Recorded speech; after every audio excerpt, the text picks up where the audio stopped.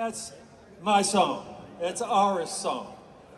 That is forever and always the Heat 2006 first World Championship theme song. I don't take credit for it, the boss does, okay? You know, Bruce Springsteen. But when you look around, Ron Culp, 35 years ago, this is the 35th anniversary this year, 35 years in the NBA. Ron Culp, one of the great trainers that I've ever been around. God bless Ron. He was the best, got me through a lot. Shaquille O'Neal, Tim Hardaway, Alonzo Mourning, Chris Bosh. Oh, who's the last one? Let me squeeze it out. Dwayne Wade. Okay. 2006, 12, 13. All of those, they're significant, but they're not really. But they got us to those, which is important. And one day, you know, hanging on the other side will be Udonis Haslem and others as they come along, because there's been so many great players. And the one thing I want to say about all of those names and numbers, they're also Hall of Famers, world champions, all-stars, members of the Miami Heat, members of the Hall of Fame. Dwayne Wade will get inducted into the Hall of Fame this year. One day, we hope that Udonis Haslem will get inducted into the Hall of Fame. One day, we hope that Jimmy Butler, Kyle Lowry, Bam Adebayo, Tyler Smoking Herro, 41 the other night. What do you have, 23 jacks in the last two games? And they want to get him to play defense? Come on, man. Let it go. All of them. And it goes back to 1988 when Mickey Arison and his father, the late Ted Arison, became owners of this team 35 years ago. And everybody, I wasn't here then. Jose was, Eric Reed, if he's here, was, Tony Fiorentino, if Andy Ellisberg is here, he was here. Any and all of the people that have been here for the last 35 years. I came just 27 years ago. I got a few on jacks. I came just 27 years ago. I missed the first date. Thank you. They weren't that bad, but I want to say this about this 35th anniversary and about the 50 accounts, the 50 season ticket holder accounts, probably the third generation of family that have come to these games, besides the parents or the grandparents back in 1988 that bought those seats, passed them on, kept them. 50 accounts. They took the ride. They took the ride on an expansion team. And look what it produced. It produced a lot of great players. It produced championships. It produced what's behind me. But those season ticket holders, along with the players, took the ride. And you have to. You have to take the ride. First of all, you have to take the ride because, one, you gotta love the game. You have to love basketball. You know what I mean, man? If you don't love basketball, it's like people who love soccer. What about the World Cup? What's that all about? You know, I mean, it's about as crazy as you can get and about as great as you'll ever see. It's a once-in-a-lifetime, last-in-a-lifetime thing. What we watched on television the other day. And I heard there's a rumor, I don't know, that Messi may be here in Miami in a year. You know, I'm not selling soccer, okay? So he'll be in that front row somewhere. And they took the ride. because they love the game. They love the game of basketball. The Harrisons put on a great product. They put on a great experience, even back in the old Miami Arena. I remember coaching there and also coming into that place as an opposing coach. They all took the ride because they love basketball, and then they fall in love with players like that. They become attached to players like that who become attached to the community. And, you know, when people fall in love with the game, they fall in love with the players, they fall in love with the Heat. They know they're going to get that possibility, because the one thing I can guarantee you, and I guaranteed this a long time ago, can't deliver every year, but when you come into this arena, when you come in here, there are some nights it's magical. It's just magical. And you leave and go out into the night of Miami, one of the beautifulest towns in the NBA. You go out and happy and in a good spirit, good mood, probably even feel better the next day at work. And there are some nights when it's excruciating, which is what this year's all about, right? I mean, everything is down to the wire. I mean, if you ever see me over here and sit down with a minute to go, I get up and go into watch it on television. I mean, I'm waiting for the last second shot. I'm waiting for something to happen, a foul, something, whatever. Please, instant replay. Make it work, you know? But you fall in love with the game. You fall in love with players. You fall in love with the Heat because you take the ride. You take the ride. Kenny Jones, Garrick Amos, okay, Brandon Miles, and Xavier Durr. Where are you guys? Just raise your hand. Where are you? You're here, and you all know who they are because they're really entrenched in the whole department of season ticket services. They do more than that. They took the ride, and there were more before them, but they take the ride to try to convince people. You know, and some of you are going to be, sign a 3-year contract. I'm sorry, it's not going to be the 5-year deal that Tyler Herro got. You know, I mean, it just won't. Okay, but your 3-year contract, and when you take that ride, this is what you're going to get. You're going to get the possibility. You know, some nights we're going to lose. Some nights we're going to get blown out. Some nights we're going to blow somebody else out. Some nights you'll walk out of here feeling bad. Probably even mad at me, you know, but that's the way it is. That's the passion that we all put into things that we love to do and go and watch and see. And so I'm not here to sell you. I'm not. Ladies and gentlemen, I'm here just to tell you, take the ride. Take it and you will love it. You will love it. And you will hate it. And you will love it. That's what basketball is all about. And for all of those people that I just mentioned that are part of the season ticket, group that work so hard to make this a great experience.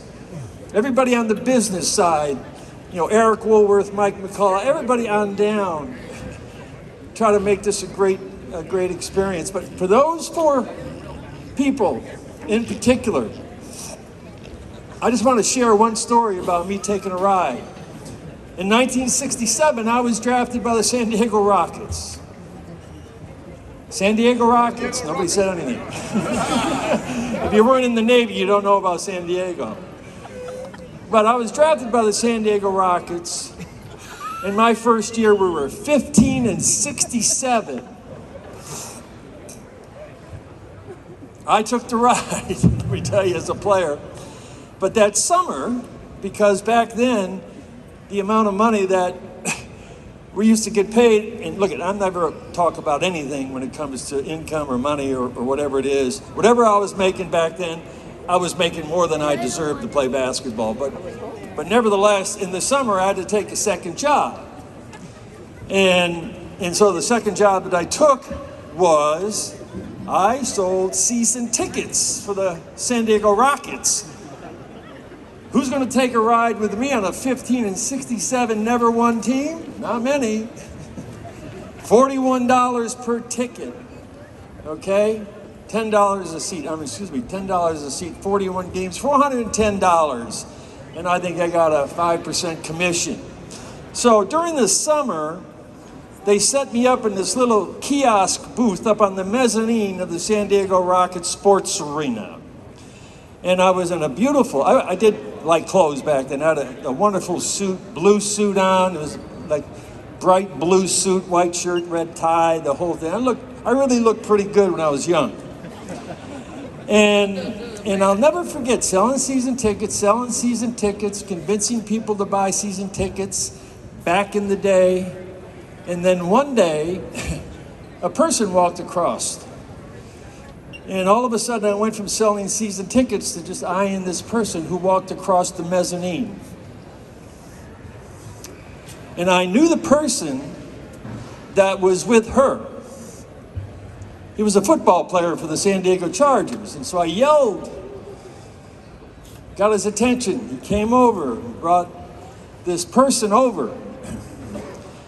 And in 1968, that summer of 1968, when I was selling season tickets, I met this woman. And I asked her out on a date.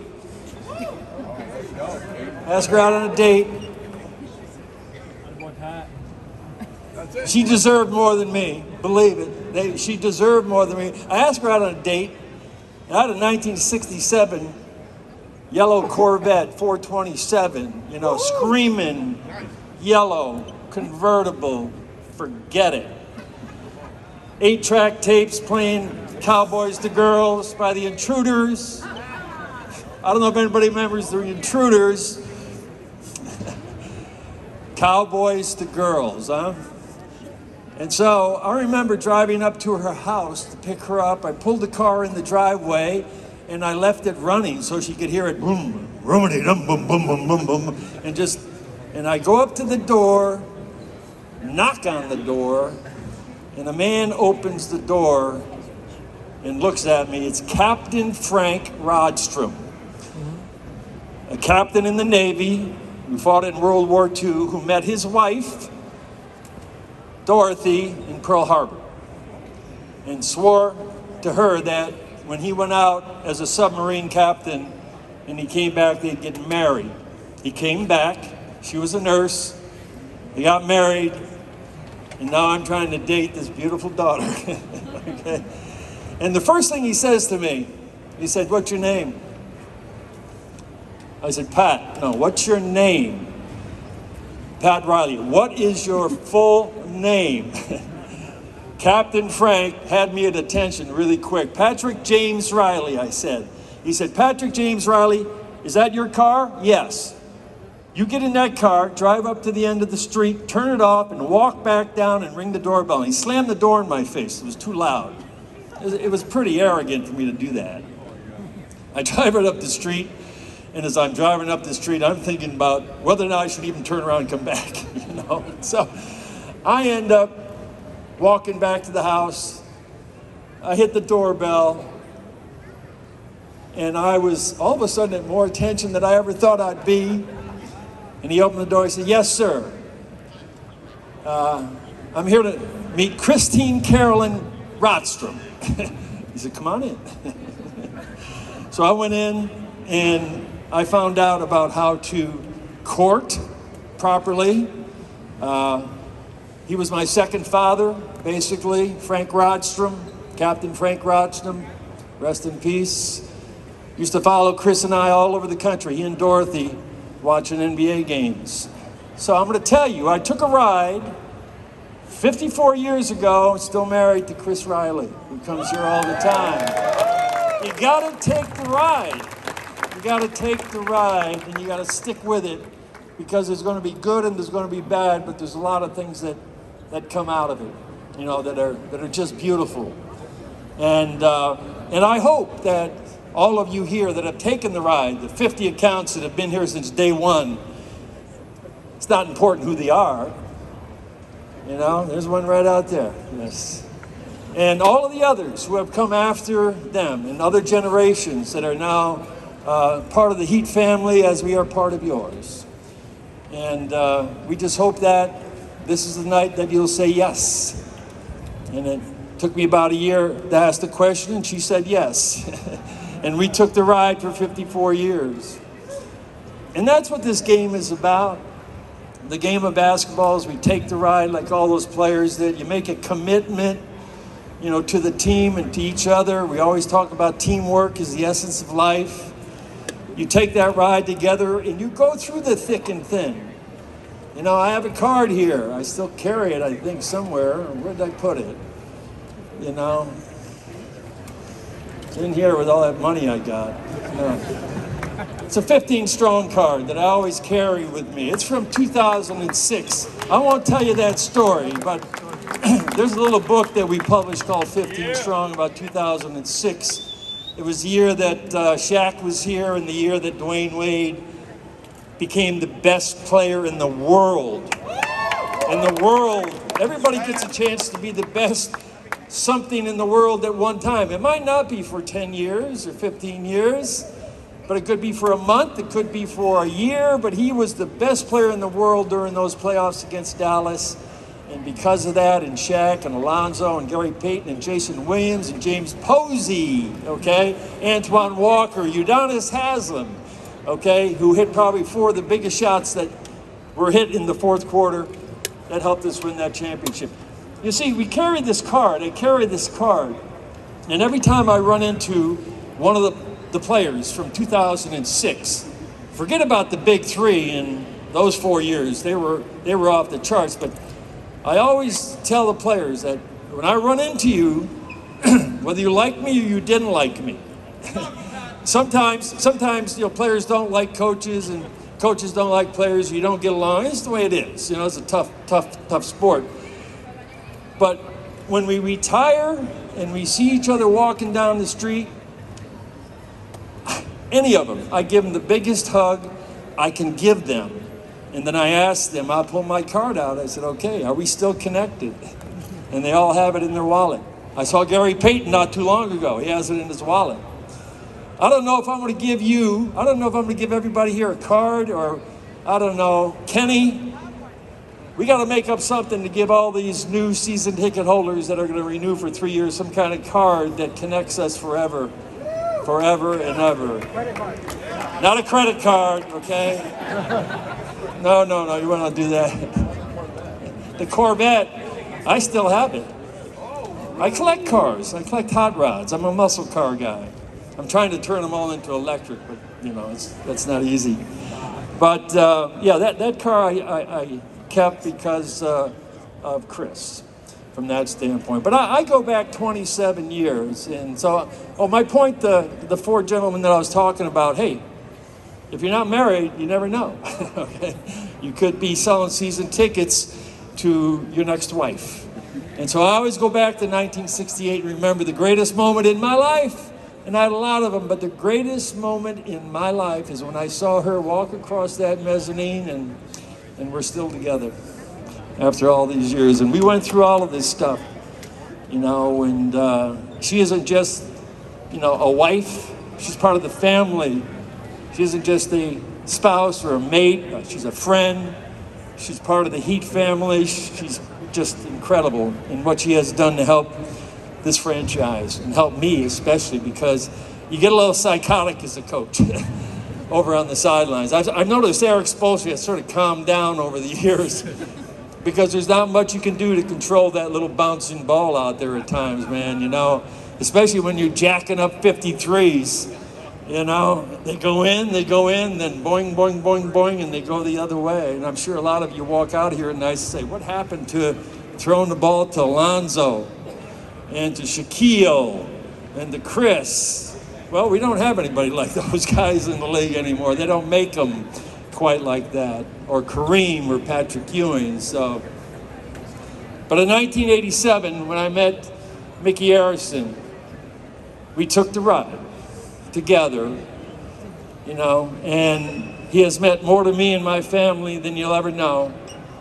Mickey, Madeline, Chris, and Pat, we've been here 27 years.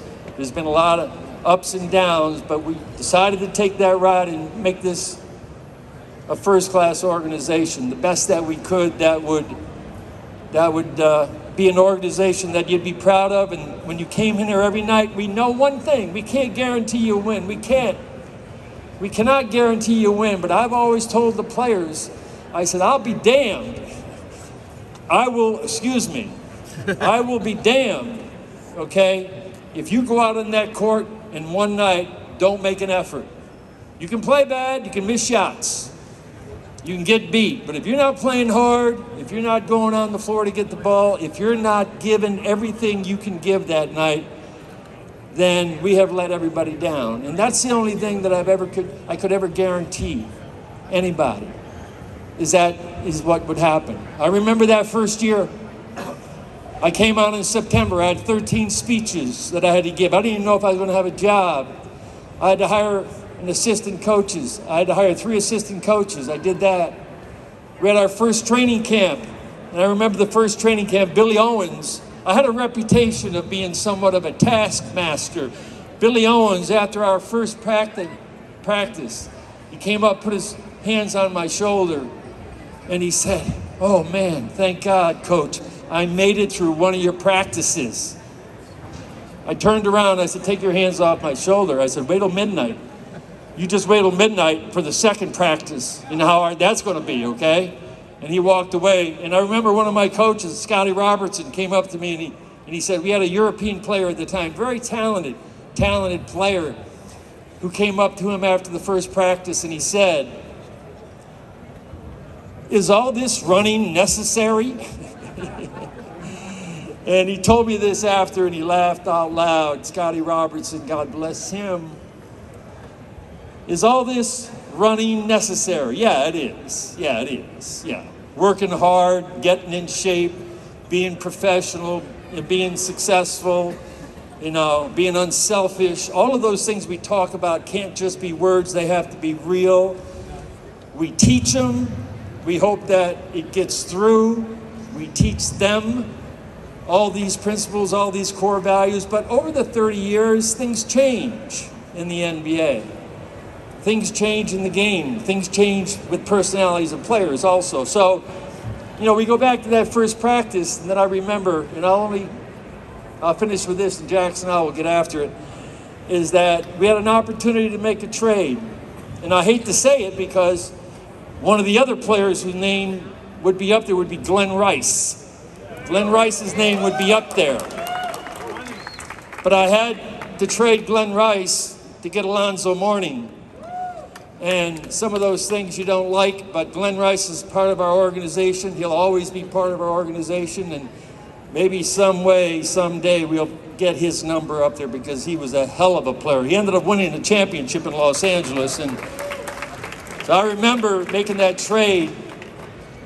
And that next morning after I made that trade, I leapt out of bed. I leapt out of bed. I said, we are now going to be on our way. We got our center. And I was driving down US 1, and the first place that I became addicted to was Dunkin' Donuts on 27th Avenue in US 1. I don't know if any of you know that place. But I would stop in that place every morning at 6 a.m. and get 2 dozen donut holes and 18-ounce big gulp coffee. And I'd sit down, and then, police officers that were off duty, firemen that were going to work, doctors in their scrubs that were going to the hospitals. They all started to come in there. We'd have a corner table, and for about an hour, we'd sit and talk. And every day, and I remember that morning, I read the headline in the Miami Herald, and it said, "Morning Glory, Morning Glory." I was going down to this press conference to introduce Alonzo Mourning. And that is the day that the present culture transferred, because Zoe would smack me upside the head if I didn't work hard. If I didn't work him hard enough, he said it's not good enough. It's not hard enough. All you had to do was get Alonzo Mourning, give him a ball and a dumbbell, and he was happy. And if you didn't run him hard enough in practice, he'd want to call another hour of practice after. That's just the kind of man he was. Hardest working, best condition, most professional, unselfish, toughest, nastiest guy that I ever coached. Love him to death. He's still with us in this organization, and hopefully one day he might be sitting in my chair next to Andy Ellisberg one day. That's when the culture changed. And you can go on from there. All the players we brought in. Tim Hardaway, we made a trade for in February. We were out of the playoffs, and when Tim got here, we made the playoffs. We went 19-11 to finish the season. We had a great team for about 5 years, except we had those battles with the Knicks, And, we all we'll get over that. That was a long time ago. Then we got Brian Grant. We got Eddie Jones. They came in. We had Mashburn. We had Deshaun Leonard. Okay? Dan Marley. Thunder Dan. The best. Just the best of best. We ended up trading for Eddie Jones and Brian Grant. Then we drafted Caron Butler and Dwayne Wade. And I'm going to end with this. Then we got the Big Diesel. Shaquille O'Neal in 2005 made a trade for. And I remember the Big Diesel pulling up in front of American Airlines Arena at the time, and he came out with a big bazooka rain gun. Y'all remember that. We won a title with Shaq. Then you get on to the big 3 years. 4 finals, 2 championships. From 14 to 17, we had a little adversity. Then Jimmy Butler, we went after Kevin Durant, Gordon Hayward. We went after them, sincerely. We ended up signing Jimmy Butler because I put a song on called The Power of Me by Dermot Kennedy. And you like Dermot Kennedy? I said, absolutely. Of course, I read a piece in the paper that he said like Dermot Kennedy. I put it on, we drank a bottle of wine, and we signed the deal. And Jimmy Butler took us to the finals in 2020. Took us to the Eastern Conference Finals last year and had the guts to take the game winner. Love him to death. Take the ride. Take the ride with us because we will give you our best. We'll try to get the best. We'll deal with the good and the bad. But when you come into this arena, there's one thing you can say, that the team that we put out on the court every night is going to make the best effort to entertain you. And that's what I'm proud of most of all than anything, is that every night I know Eric's got them ready. They may not play well, but that is our contract with you. And if I had it right now, I could sign it. And I would. So I just want to thank all of you for coming. I want to thank Kenny and his crew. I want to thank all the people who are here that have been here for 35 years. I want to thank all the 50 accounts who were here from day one and the new ones that are coming that'll be here long past me. And let's get after this thing, okay? It's just beginning. It's just beginning. That's... Coach, I only have one question. You covered everything on the list. I just have one question for you. This man does not have just one question. No, he's a big teddy bear. Buy him for Christmas. We just prop him up, okay? Teddy bear. I am not available. Not available. Question for you. In all these years, with all these players, all these experiences, you took us around the room, which was like taking us through the 35 years. We talk about the main thing a lot, which is getting out here and winning and putting up these banners. But every now and then in between, there's got to be some chicanery, some hijinks, a funny story for the people. Oh boy, a funny story. Top of the list one about your time here with the Miami Heat. Well, top of the list are all X-rated. Okay. So middle of the list. Can't do that. Middle of the list. And they all involve Shaquille O'Neal, so we can't. And you know what I'm talking about. But I would say one of the funniest things, during the lockout year in 1998, we had a shortened season. We played like 50 games, and they had like 5 sets of, get this, 5 sets of back-to-back-to-back. So you play Friday night in Miami, Saturday night in New York, Sunday night in Kansas City or something. I mean, it was a pretty tough schedule. And so I said to the team, we want to be the first team to sweep back-to-back-to-back in the NBA this year. That's our goal. And we had a highly motivated team in 1998, and they were a very good team. And I told them this story, and I won't go through the whole story about what I did that night, but I knew what the plan was going to be because I told him this motivational story. It was true about an old coach. And the bottom line was he had taken a player, he was a football coach, down to a lake because the player kept complaining about, Coach, we don't win anymore. Why can't we win? And you see us practice every day and we don't win. Why? Could you help us? Give me some. I'm the captain. Give me some wisdom. And so the old coach walks them down to the end of this lake, which is around his house. And he said, get down on your knees. And they both got down on their knees. He thought he was going to get baptized. And instead, the old coach took the player's head, put it in the water, and he kept his head underwater until he couldn't breathe, and all these bubbles were coming up. And then he pulled his head out of the water, and the guy was looking at him like, and he couldn't talk. And the old coach said to him, you will only win when winning to you is more important than taking your next breath. And so that night, we went back to back to back. I go into the locker room. I see a big bucket of water where the players, with ice, they put their feet in there, okay? And I dove right down into that bucket of water. I had my head under the water, and my brain froze. And believe me, if it wasn't for Zoe grabbing me and pulling me out, he pulled me up and I dropped back down and fainted. And he grabbed me. And now, it doesn't seem like it's funny, but at that time it was hilarious, okay? Just remember what I said. If you want to win, winning has to mean as much to you than taking your last breath, okay? We all have felt that. Ladies and gentlemen, the Hall of Famer, the president of your Miami Heat, Patrick James Riley. Everybody, thank you so much. I appreciate you all. I appreciate more than you know, and I'm sorry that I couldn't be up here for an hour and a half. I just feel like talking, and even taking questions from you, but I better not because I'll get fined. They like to throw out fines now and then, but Jax, thank you. Thank you, sir, okay? You take me out now? Coach Riley, please.